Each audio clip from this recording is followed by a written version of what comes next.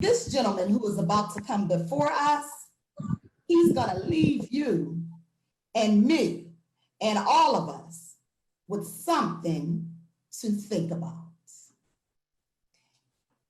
We have, as our keynote speaker, coming up,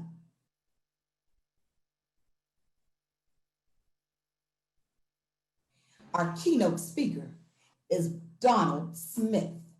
At the tender age of 6 years old, Donald Smith discovered his first love and gift, the gift of music. It wasn't long after his love and passion for words, coupled with his singing, led into writing a myriad of songs and poetry. By the age of 12, he joined the already popular Disciples of Goodwill, who would later be known as Fifth Key, a 5-member a cappella group in the Church of God and Saints of Christ. Don would go on to college, where he earned his BA in secondary English education at Duquesne University in Pittsburgh, Pennsylvania. After teaching English and history for 13 years, he became a vice principal of Brentwood Middle School in Los Angeles, California, where he currently works and resides. In December of 2020, that's a few months from now, Don will finish his graduate program at Columbia University in New York, where he will earn a master's degree in private school leadership. It gives me great joy to introduce to some and present to others my cousin, all the way from California, Mr. Donald Smith, our keynote speaker. To the Church of God and Saints of Christ, to my friend, my brother, my family, Bishop Corey Hendricks, to the Queen and First Lady, my first cousin and sister, Sherry Hendricks, to my cousin Age, I love and appreciate you. And to all of God's children who are blessed and fortunate to be under their covering, or are here to collectively celebrate our graduates in the class of 2020, and to honor other transitions, I say, all hail and good afternoon. I have to begin by saying that I'm honored and humbled to have been chosen to deliver the keynote this afternoon, because I recognize the sensitivity of this moment, particularly within the context of a global pandemic, which created a captive audience to witness the tragedies that have befallen people like Ahmaud Arbery, Breonna Taylor, and George Floyd. The civil unrest that's made its way around the country and even around the globe and calls for social justice, the protests, pain expressed in public and private forums, micro and macro aggressions, the problematic political landscape, the lack of intelligence, empathy, and maturity that currently stain the walls of the White House. And all of these elements having their most powerful and negative consequences on those of us who wear the beautiful skin that's been kissed by the sun. A poetic way, perhaps, to frame our current reality that as Black people, we are under attack on multiple levels, even by our commander-in-chief in the White House. And yet, in the midst of it, we have people around the world and around our country recognizing the need for change, the need for new leadership. And just like our ancestors in the past, in the midst of trial and tribulation, in the very eye of the storm, we always have reasons to be grateful.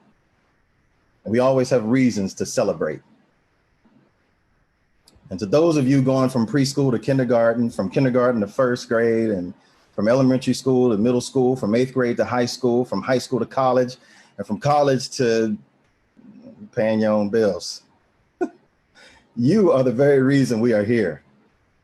And you are the reasons we have to celebrate.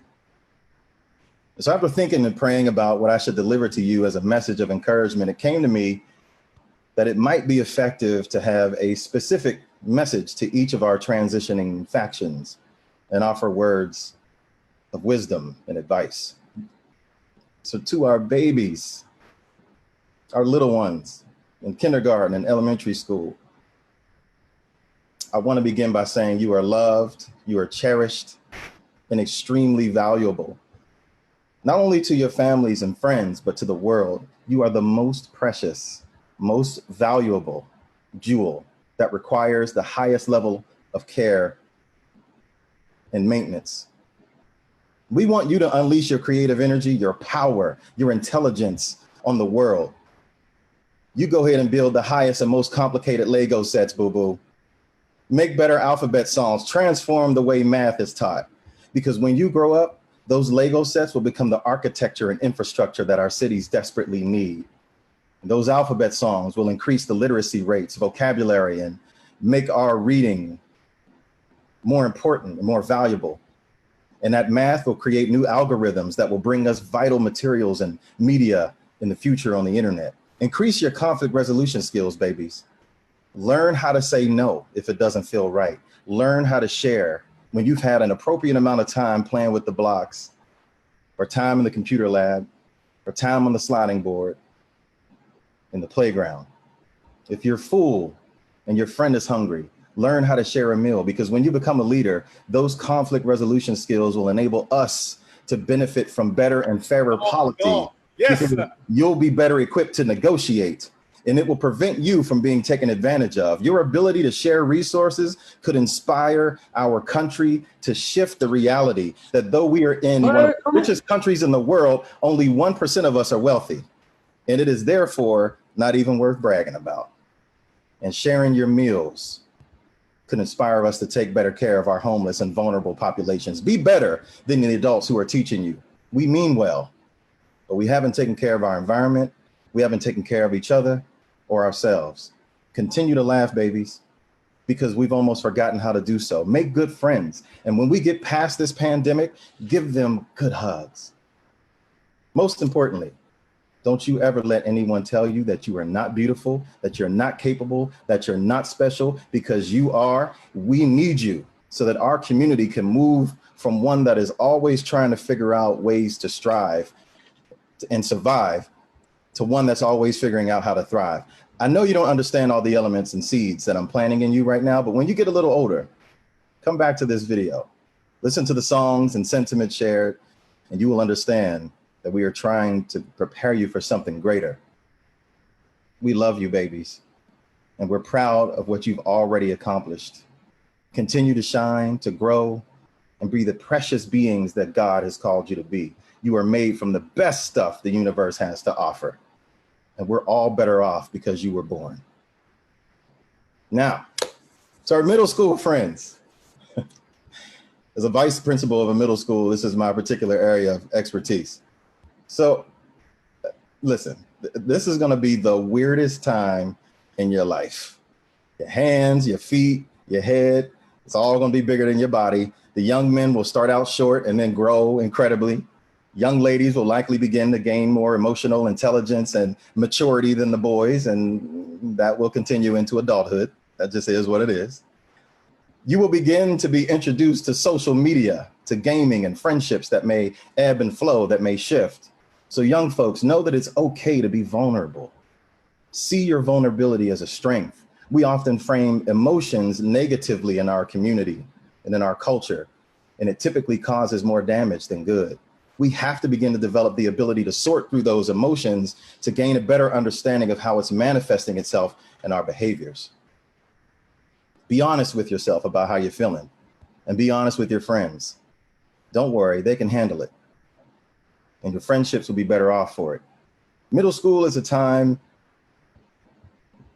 where, unfortunately, our awful and unrealistic standards of beauty in America begin to dominate the school culture. So when you wake up in the morning, look at yourself and claim your beauty. I woke up like this.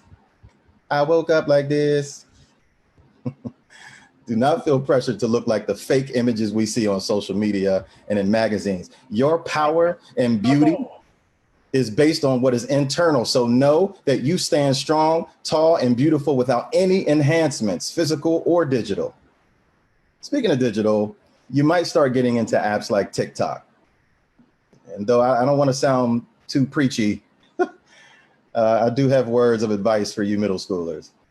Listen, middle school is a time in your life where you will make some of the dumbest, the stupidest decisions you have ever made. Some of us will make some of those decisions clearly through high school and adulthood, but middle school in a way should be like a cocoon. There's a significant transformation happening in your mind and body, and you are bound to make mistakes. And like a cocoon, the world ain't supposed to see all that. Listen, I'm so grateful that there was no such thing as a cell phone with a camera when I was in middle school. I'm so grateful that there's no video evidence of the dumb stuff that I used to do with my friends. Trust me, every adult in this room is grateful for that. Here's the thing. None of us own the servers to TikTok, Snapchat, Facebook, or any of the other social media applications you're using to capture some of your inevitably dumb decisions. You can erase it all you want to. It still lives on that server. And it will pop up like the ghost of Christmas past when you apply to a college or are seeking a high level position in a company. It happens all the time, all the time. And people's lives and livelihoods are often destroyed because they make dumb choices and turned on the camera or didn't realize they were being filmed. So middle schoolers, be aware of your behavior and be responsible. This is the time in your life when who you are meant to be starts to take shape. So be careful who you let in your life and be careful what you're listening to. Words have power. They have the ability to uplift and do damage. So be careful of the YouTube videos and circles you travel in. And I guarantee you, you will be better off for it and perfectly prepped to go through high school.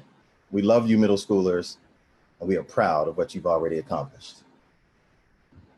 So to those of you transitioning to high school, these next 4 years are going to be the most important years of your life, and they will go much faster than you think. This is the time where your personalities will begin to fully form, and you'll be able to more cleanly determine who affirms your identity and values, and therefore be better equipped to determine who your friends are.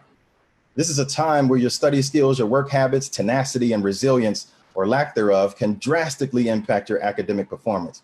Learn how to take notes in class. Read over your notes every evening before you go to bed. When you talk to your friends after school, I know this is going to sound boring, but don't be afraid to mention the concepts learned in science, English, history, and math, as talking through those things outside of the classroom helps reinforce the learning and helps you access the information more easily during a test or assessment.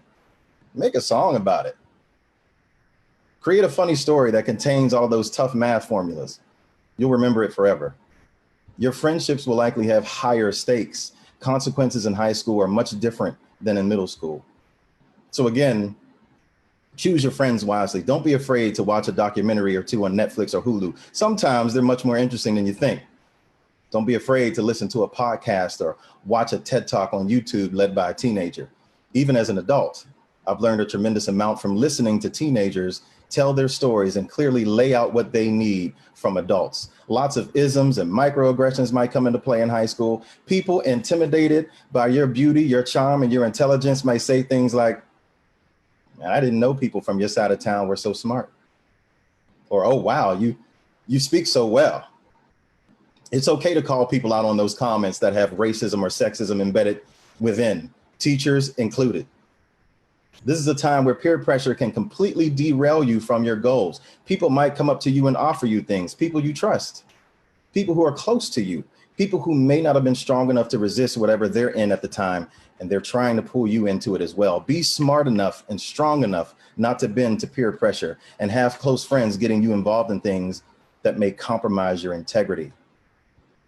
Be a leader, high schoolers.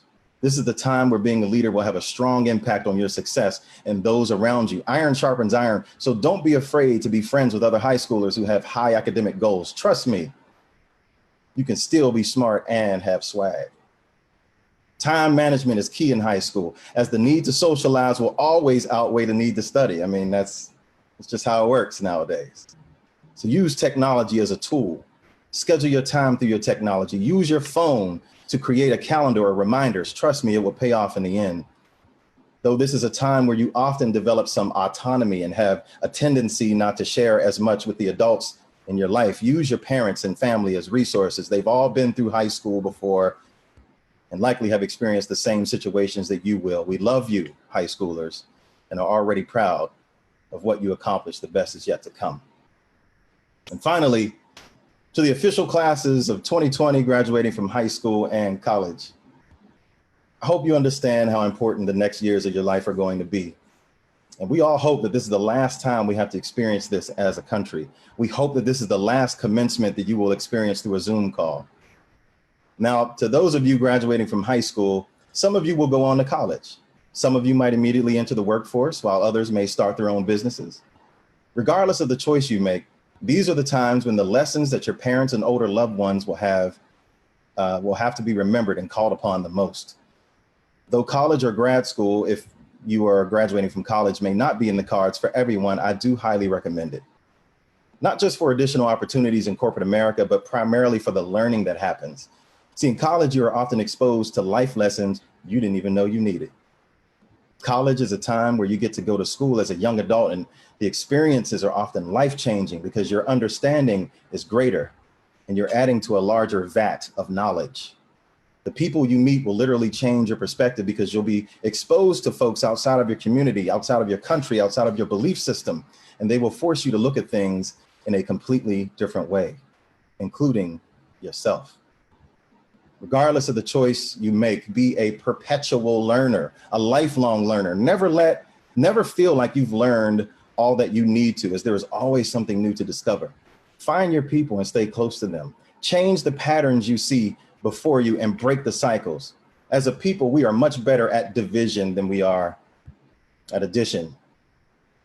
In our very institutions, we continue to find ways and reasons to divide when the source of our strength is in our unity. Come on. Come on. You are our future scientists, teachers, musicians, politicians, and leaders. We hope that you will use those scientific skills to cure our current diseases. We hope that you will focus those cures on the actual problem and not the symptoms. Based on our capitalist system right now, there's a lot more money to be made by temporarily treating symptoms, because curing the common cold, for example, eliminates the need to continuously spend money on cold medicines, on symptoms. So we'll need your help in developing systems that prioritize morality over monetary gain. And that's going to be a big challenge. Teachers, teach us how to love. Make sure you're teaching stories that have heroes and sheroes that are people of color, because in so many ways, America has already chosen its heroes and villains before we're even born or utter a word. Teach us how to undo the hate that has permeated our court systems, our police, our government, and that manifests itself at our jobs, that threatens our livelihood on a daily basis. Musicians, make music that is transformative. The great Lauryn Hill wrote a song that said, "Music is supposed to inspire. So how come we ain't getting no higher?" Hey. Write songs that move the culture in a positive direction. Sing melodies that pierce hearts from generation to generation and inspire us to be our best selves. That's it. Politicians, undo the corruption and hypocrisy in our democracy. Hold the country accountable to the core tenets of our founding documents. You know, that one that says we hold these truths to be self-evident, that all men were created equal. Because if we truly believed it and were truly held accountable, there'd be no such thing as oppression. Make sure that the freedoms guaranteed in the Bill of Rights also apply to Black and brown people. Teach us how to lead. Your voices are powerful instruments. I recently told my oldest son that when he was born, it took me some time to figure out what each of his cries meant. Eventually, I learned to distinguish between the type of crying that meant he needed to be changed from the type of cry that meant he was hungry. I was able to tell from how loud it was, or if it was more of a whimper, if he was sleepy or needed some attention from me. The point is, I didn't come to those understandings or have those skills before he was born. He was teaching me how to be a father, teaching me how to accurately and effectively respond to his needs. It didn't work the other way around.